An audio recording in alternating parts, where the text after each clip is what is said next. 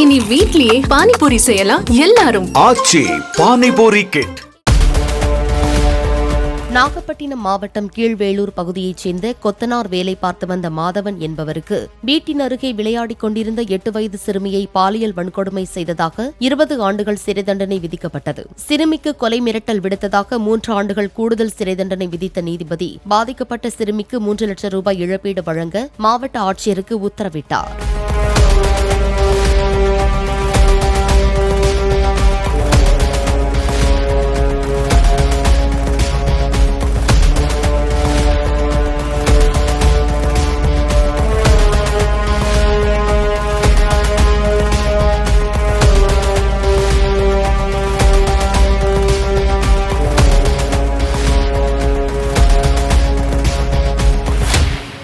இனி வீட்லயே பானிபூரி செய்யலாம் எல்லாரும். ஆச்சி பானிபூரி கிட்.